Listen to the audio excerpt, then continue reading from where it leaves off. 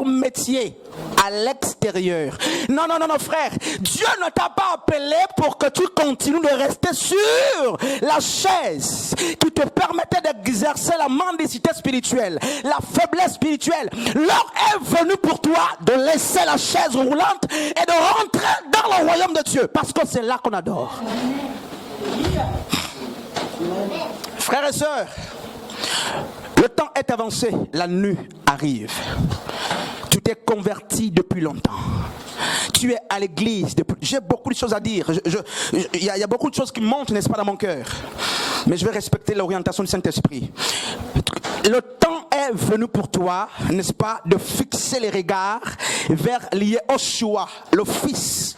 Yehoshua ben Elohim, le Fils de Dieu, le Fils du Dieu vivant. Frères et sœurs, l'heure n'est pas, non.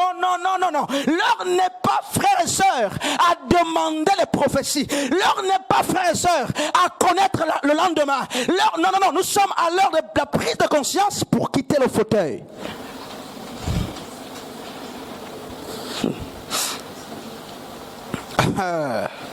J'étais hier, je suis rentré épuisé, je lisais ce texte, je dis Seigneur, je vais relire ce texte de Actes chapitre 3, parle-moi. Il me dit là c'est pas, là je te dis quittez vos fauteuils et rentrez. Les pasteurs sont dehors, en train de prêcher, infirmes. Les chantres dehors, en train de parler en langue, en train de chanter, dans l'infirmité. Oui frère, c'est bien d'être infirme lorsque Dieu t'appelle. Mais Dieu ne veut pas que tu demeures dans l'infirmité. C'est un blasphème absolu, frère.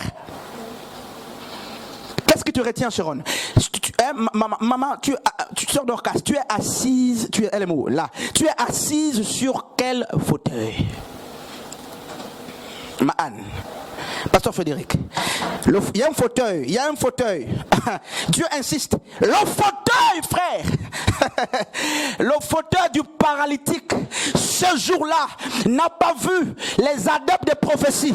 Le fauteuil du paralytique, ce jour-là, n'a pas vu de frères et de sœurs qui, n'est-ce pas, au lieu de te dire la vérité avec amour, te disaient viens seulement à l'église. Non. Le fauteuil, frère, n'a pas vu ces prophètes semblants qui se contentent à parler de votre avenir et qui oublie votre infirmité. Jean et Pierre ont dit trop c'est trop, ce monsieur est devant le temple, donnons-lui, n'est-ce pas, ce qu'il faut pour qu'il exerce l'adoration. Frères et sœurs, où es-tu? Dans quelle situation es-tu? Regarde, qui t'accompagne et te laisse devant le temple? C'est quel frère qui t'encourage à rester devant la porte du temple?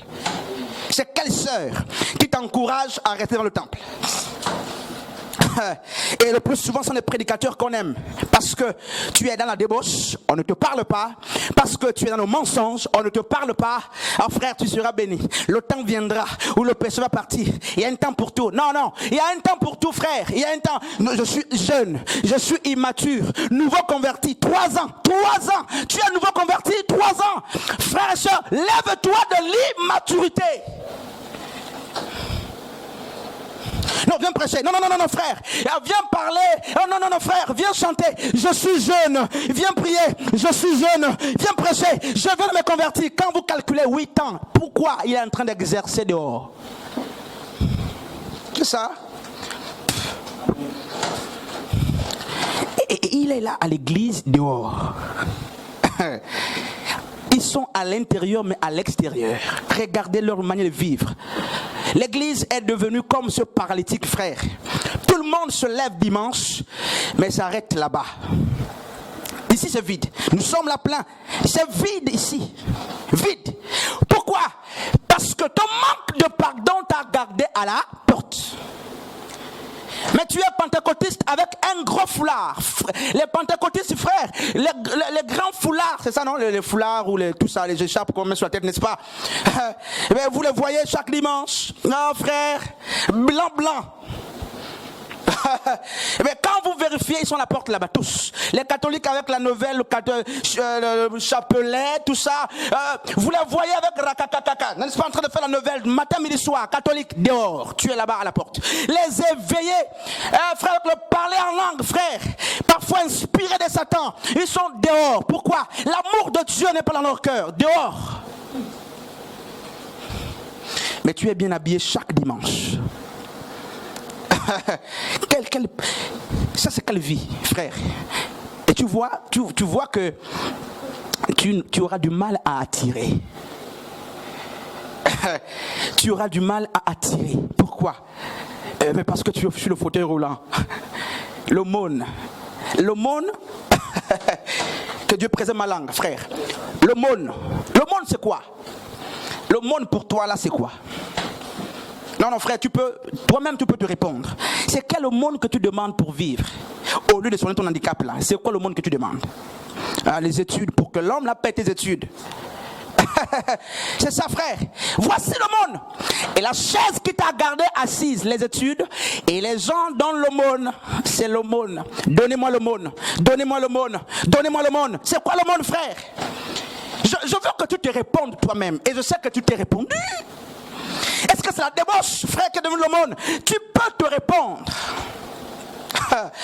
Si nous nous trompons entre nos frères, nos consciences, on ne les trompe pas. Le Saint-Esprit, on ne le trompe pas. Frères et sœurs, l'heure vient où nous allons croiser les pierres et les gens qui ne vont pas céder à nos caprices, qui nous diront, sors du péché.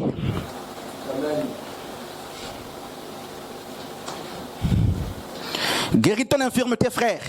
Et regardez, Pierre dit, je n'ai ni argent ni or. Lorsqu'il a dit fixe-nous, c'était pour dire, est-ce que tu vois l'argent? Est-ce que tu vois la veste? Est-ce que tu vois les châteaux? Est-ce que tu vois des grands noms? Fixe-nous. Toi, est-ce que tu vois ce que nous sommes? Vois en nous la personne liée au choix. Oh frères et sœurs, non frère, je ne pense pas que ce frère avait la foi. Il n'avait pas de foi.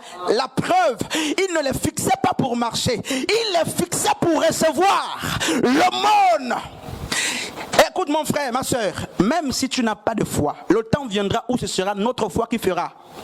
Et regarde, il dit, lève-toi et marche. Je n'ai ni argent ni or à te donner, mais ce que j'ai, je te le donne. Au nom de Yehoshua HaMashiach, lève-toi et marche. Il ne s'est pas levé. Lisez la Bible, frère.